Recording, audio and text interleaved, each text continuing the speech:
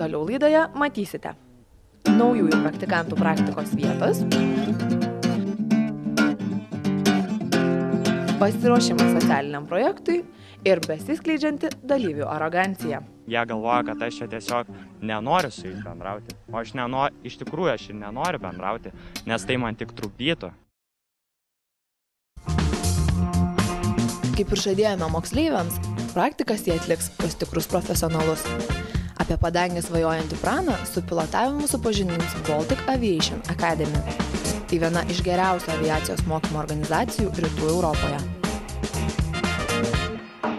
Mokymo centras, įsikūręs Vilniuje, siūlo daugybę specializuotų mokymo programų pilotams ir keleivius aptarnaujančiam personalui. Mokymo metu studentai išmoksta, kaip elgtis gaisro metu, centre įrengtose dūmų ir ugnies simuliatoriuose. Taip pat įgauna patirties skubios evakuacijos, išgyvenimo vandenyje ir esant kitoms ekstremalioms sąlygoms.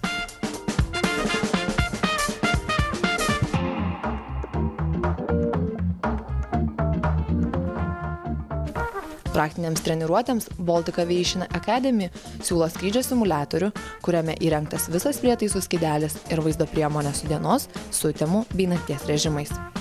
Baltic Aviation Academy teikia plataus profilio aviacijos srities mokymus pagal aukščiausius kokybės standartus.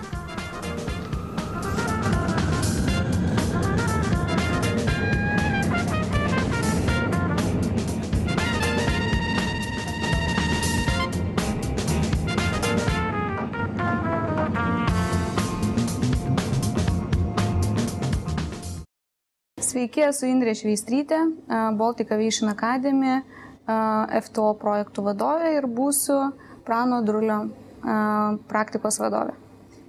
Kaip mes ir kalbėjom su Pranu, iš tiesų pakankamai sudėtinga aviacijoje suorganizuoti aktyvę praktiką, tai reiškia, kad studentas galėtų pats sukurti tam tikrą produktą. Tai, manau, mūsų pagrindinis tikslas Pranui tiesiog savo atsakyti tam tikrus klausimus, nors jis yra ir apsisprendęs ir tiki, kad gali būti efektyvus, sėkmingas pilotas, tai iš esmės jam reikia pamatyti iš arčiau, susipažinti su pačiu piloto keliu, kaip jis ir minėjo, jis nori pamatyti rutininę piloto dieną, kaip jinai atrodo, bet pirmiausia jam reikia, aišku, susipažinti su pilotų mokslais, tai reiškia, kaip tapti komercinės aviacijos pilotu,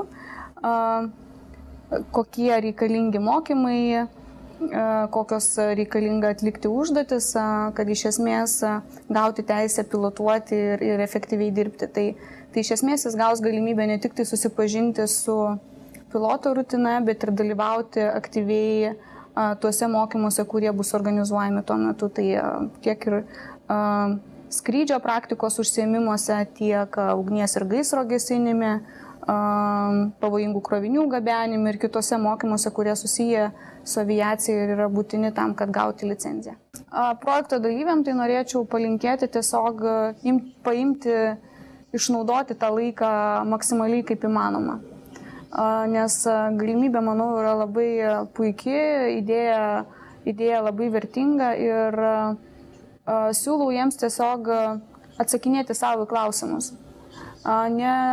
Galbūt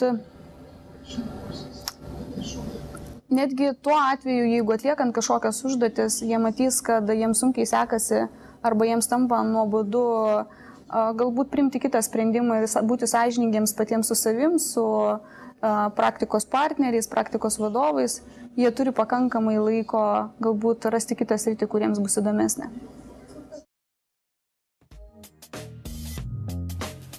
Būsimąją architektę praktikuotis priėmė įmonė Dalis erdvės. Savo 15 metų patirtimi su Živile pasiryžę pasidalinti įmonės vadovai, sako, jog architektūra tai jų gyvenimo būdas. Taigi projektuodami stengiasi išlikti ne tik profesionalūs savo srities atstovai, bet ir perteikti architektūrinę mintį. Įmonė mūsų vadinasi Dalis erdvės. Šiaip pagrindinė veikla projektavimas. Projektuojam kompleksiniai architektūrinius projektus, tai visa eilė, reiškia, visuomeninės paskirties objektų, gamybinius gyvenamuosius, mažaaukščius gyvenamuosius, taip pat ir daugiaaukščius gyvenamuosius namus. Užsiimam ir gerbūvio sutvarkymu, smulkiąją architektūrą ir įrengimų kiemų su augalais, su apželdinimu, iki smulkiosios architektūros ir taip pat interjero projektavimo. Irgi sritis, kuri yra pakankamai plati ir reikalinga. O kalbant apie mūsų projektą, ką manote, ar jis yra naudingas moksleiviam prieš stojant į kažkurią specialybę, su ja susipažinti artimiau ir sužinoti, su kuo jį, taip sakant, valgoma? Ar tai yra naudinga? Manau, kad labai naudinga. Iš tikrųjų, labai patiko pati mintis, dėl to, kad pats turiu panašaus amžiaus vaikus ir žinau, kad iš tikrųjų jaunam žmogui sunku yra suprasti, sunku žinoti, ko jisai iš tikrųjų nori ir kas tai yra. Kiekviena profesija turi savo kažkokių tai ypatumų, kiekvienas darbas turi ir pliusų ir minusų ir dėl to jaunuolis besistengiantis kažko tai siekti, jis būtinai turėtų pačiupinėti, susipažinti ir pajusti tą profesiją kažkaip iš vidaus, žinoti, kuom jinai kvėpuoja, kad paskui ateityje jisai nenusiviltų ir kad galėtų sėkmingai dirbti ir kad jis būtų savo vietoje ir tie darbai, kuriuos jis daro, būtų jam malonus, mieli ir kad tai būtų jo pašaukimas. Šiaip pirmas įspūdis tai buvo geras, nes man labai patiko ta vieta praktikos, nes labai jauki iš tikrųjų aplinka. Meniška, man patiko paveikslai ir nuotraukos ir tikrai turi ką pažiūrėti. Ir gausybė įvairių žurnalų man davė pavartyti, buvo labai tikrai įdomu. Tai man patiko. Praktikos vadovas tai toksai, neatrodo griežtas, iš tikrųjų toksai labai, kaip tik toksai atrodo savas žmogus, man jis to pasirodė malonus, kad su juo bus galima normaliai pabendrauti, nebus baisu. Toksai, šiaip patiko. Šiaip manau, kad tikrai autoritetingas, nes tikrai yra toksai. Aišku, vis tiek, už mane vyresnis, turiu daugiau patirties ir manau, kad tikrai mane išmokys ir turėsiu ko pasisemti iš jo. Praktikos metu sakė, bus kaip 2 etapai. Tai bus teorinė dalis, kur aš turėsiu surinkti informaciją apie šiuolaikinės tendencijas architektūros ir tiesiog, kas man patinka, kas man priimtina, kas man nepriimtina. Ir tiesiog paskui su juo aptarti tai. O kita dalis tai yra duotas buto planas, buto, kuriame nieko nėra. Ir ten reikės man sudėlioti tiesiog daiktus, baldus, kad būtų patogu ir jauku žmonėm gyventi. Iš tikrųjų, tai aš net nežinau, ko tikėtis, bet šita žodis tai mane tenkina. Aišku, jeigu daryčiau tai viena, tai nebūtų kitaip, bet kadangi man labai padės, tai tikrai manau, kad bus naudinga.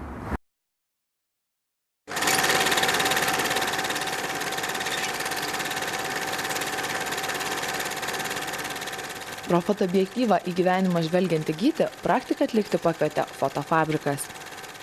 Įmonė per 7 gyvavimo metus įgavusi daug patirties ir žinių, Gytį supažindins su naujausia fototechnika, fotografijų gamyba, suvenyrais bei knygomis, kuriuose įamžinamos gražiausios žmonių gyvenimo akimirkos.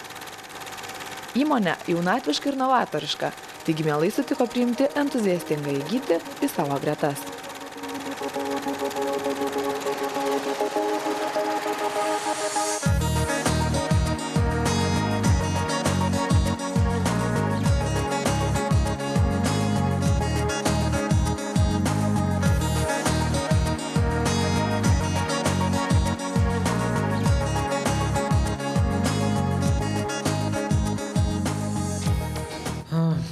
Trumpas įspūdis yra geras, reikėtų, aišku, daugiau truputėlį su žmogum pabendrauti, pažiūrėti, kaip jiems seksis tos užduotis, kurias mes planuojam, bet vaikinukas jaunas, ambicingas, sakykime, savo srityje, dar yra tik tai 12-okas, tačiau jau yra nemažai pažengęs, tai yra dalyvauja įvairiose bendruomenėse fotografų, tai yra taip pat ir tikrai neblogų darbų turi, kuriuos jis man pademonstravo, taip kad įspūdis yra geras.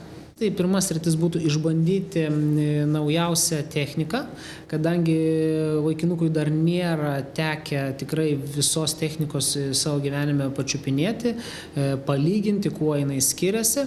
Taip, kad mes planuojame duoti skirtingų brandų, skirtingų modelių technikos, objektyvų, kad jis galėtų išbandyti, pateikti mums kažkokią tai analizę, kaip jo manimų, kuo jie skiriasi, privalumus, trūkumus jų.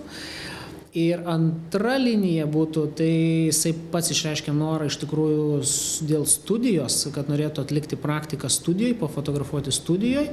Tai kadangi mes turime savo studiją, tai manau, kad bus labai geras variantas jam išbandyti su realiais klientais, su realiais žmonėmis, kurie sutiks, kad jisai atliktų tam tikras fotosesijas, kartu prižiūrimas fotografo ir tada tiesiog pateiktų savo taip pat išvadas, kaip jam ten sekėsi toj studijoje. Įspūdis geras, krūva entuziazmo, labai smagu, kad duos įdomaus darbo ir būtent tai, ką noriu daryti. Manau, kad aš tai tikrai suprasiu, nes praktika bus tokia, kad aš fotografuosiu, tai jos pasekoju ir suprasiu, ar aš noriu ar nenoriu, bet manau, kad noriu, nes jau dabar maždaug aišku. Projekto dalyviai gavo užduotį pasitarti ir nuspręsti, kokia jų akimis yra didžiausia šių laikų jaunimo socialinė problema ir kaip jie ją galėtų išspręsti. Vieną rytą prieš treniruotę praktikantai susitiko aptarti problemos sprendimo įgyvendinimo planą. Mūsų socialinio projekto dar tik pati pradžia, pasiskirstėm darbus. Ir dabar žiūrėsim, kaip bus. Tikiuosi, kad visi aktyviai imsis savo veiklos, kas ką gavo, kokį darbelį. Dėl mūsų socialinio projekto kilo daug įdomių idėjų, daug visokiausių pasiūlymų. Aišku, dar mūsų kritikavo truputėlį, bet mes gerėjom ir mes tikrai padarysim gerą šventę. Ir visi prie to dirbsim, aš matau tą. Aišku, kad šiandieną mažiausiai veikia Paulius, kuris pavėlavo į mūsų susitikimą. Ir kai jis atėjo, daug naujų idėjų iš jo labai neišgirdom. Pavėlavau į socialinio projekto pasirašymą, nes nebuvau užmiršęs iš tikrųjų apie visą tą pasirašymą ir atėjęs jau į patį pasirašymą beveik visiškai nieko nesupratau. Tiesiog jisai jau žaidžia ir tai labiausiai erzina, nes vis dėlto ruošiamės tiem socialiniam projektam ir šiaip stengiamės visi būti kartu. Jeigu ką nors, tarkim, sumastom, galų gale kirsti mažą kamputį bėgant ir jisai, nežinau, jisai individualistas. Jie galvoja, kad aš čia tiesiog nenoriu su jais bendrauti. O iš tikrųjų aš ir nenoriu bendrauti, nes tai man tik trukdytų. Aš nusiteikęs rimtai padirbėti visose srityse. Ir jeigu rimtas požiūris, tai rimtas požiūris visą laiką. Kitoje laidoje matysite rūbus kurianti būsimoji politikė Ieva, šokio žingsnių per gyvenimą einantis Paulius ir balsinoji Ilma.